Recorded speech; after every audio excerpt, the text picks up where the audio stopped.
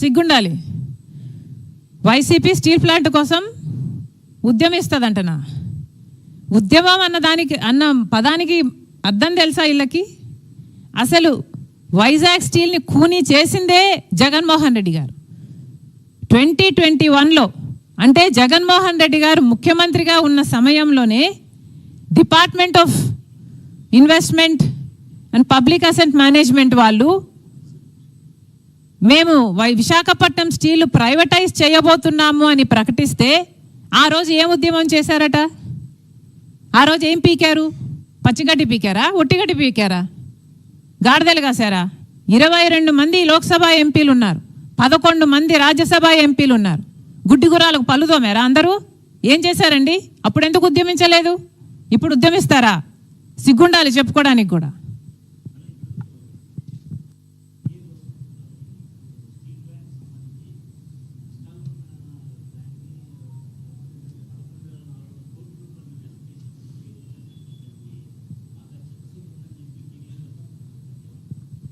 నిజంగానే చిత్తశుద్ధి ఉంటే ఏ ఒక్కరైనా, ఈరోజు 3 ఉన్నారు విశాఖపట్నంలో, చంద్రబాబు గారైనా, పవన్ కళ్యాణ్ గారైనా, లోకేష్ గారైనా ఒక్కరైనా విశాఖపట్నం స్టీల్కి వెళ్తారేమో చూద్దాం, అక్కడ భరోసా ఇస్తారేమో చూద్దాం.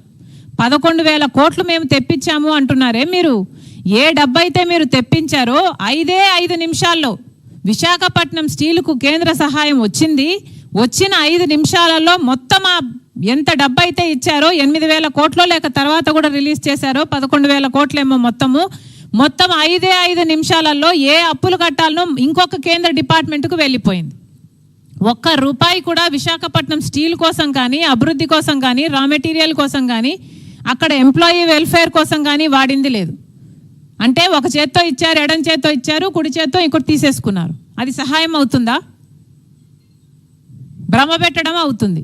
మళ్ళీ చెప్తున్నా, మీకు నిజంగానే చిత్తశుద్ధి ఉంటే ఇన్ని మాటలు చెప్పారు చంద్రబాబు గారైనా, పవన్ కళ్యాణ్ గారైనా, ఇవి మాటలు మాత్రమే కాదు అని నిరూపించుకోండి. ఇవి సినిమా డైలాగులు కాదు అని నిరూపించుకోండి. ఒక్కరైనా విశాఖపట్నం స్టీల్కు వెళ్ళండి, కార్మికులతో సహా, ప్రతిపక్షాలతో సహా ఆంధ్ర రాష్ట్ర ప్రజలకు భరోసానివ్వండి. అప్పుడు మీకు చిత్తశుద్ధి ఉంది అని నమ్ముతారు జనాలు.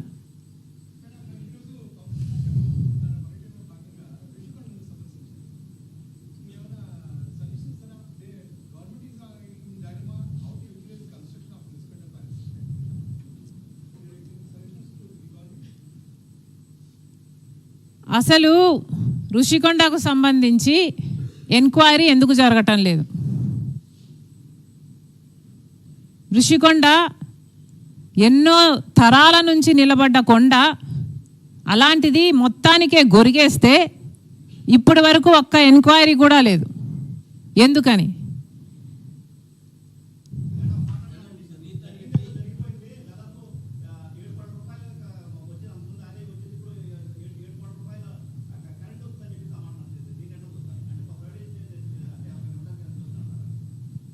నాకు దాని డీటెయిల్స్ తెలియదమ్మా. I'm probably not.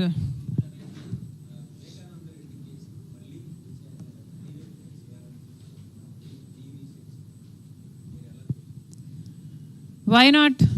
ఇంతవరకు అయితే న్యాయం జరగలేదు. ఇంతవరకు అయితే సునీతారెడ్డి గారికి న్యాయం జరగలేదు. ఇప్పటి వరకు ఎలా పోరాటం చేసిందో ఇప్పుడు కూడా అదే పోరాటమే చేస్తుంది కదా. తను పోరాటం చేయటంలో తప్పు లేదు కదా. ఇంతవరకు న్యాయం జరగలేదు అంటే ఎందుకు జరగలేదు?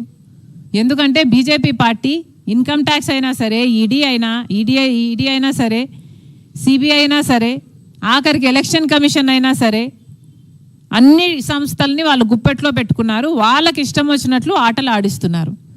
జగన్మోహన్ రెడ్డి గారు మోడీ గారికి దత్తపుత్రుడు కాబట్టి జగన్మోహన్ రెడ్డి గారికి, అవినాష్ రెడ్డి గారికి కాపు కాస్తుంది బీజేపీ పార్టీ.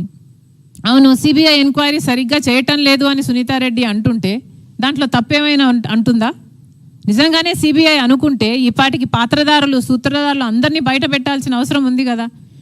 సిబిఐకి చెందిన ఒక ఆఫీసరే, మేం కాదు కదా అంటున్నది, ఒక ఆఫీసరే అంటున్నాడు. Avinash Reddy Google maps location pins match అవుతున్నాయి, ఫోన్ కాన్వర్జేషన్స్, ఫోన్ నంబర్స్, వాళ్ళ ఫోన్ కాల్స్ మ్యాచ్ అవుతున్నాయి అని చెప్తున్నారు.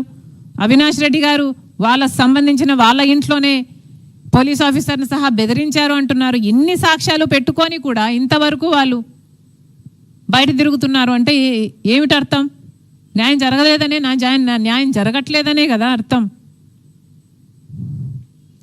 ఓకే అమ్మా, థ్యాంక్ యూ.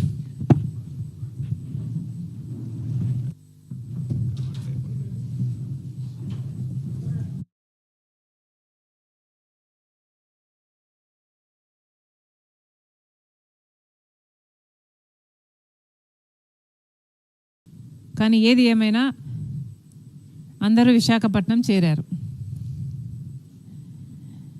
చాలా సంతోషం. ఈరోజు విశాఖపట్నం స్టీల్కు సంబంధించి ఆ కార్మికుల్లో అయితేనేమి, రాష్ట్ర ప్రజల్లో అయితేనేమి, ప్రతిపక్షాలలో అయితేనేమి విశాఖ స్టీలు భవిష్యత్తు గురించి చాలా భయాలున్నాయి.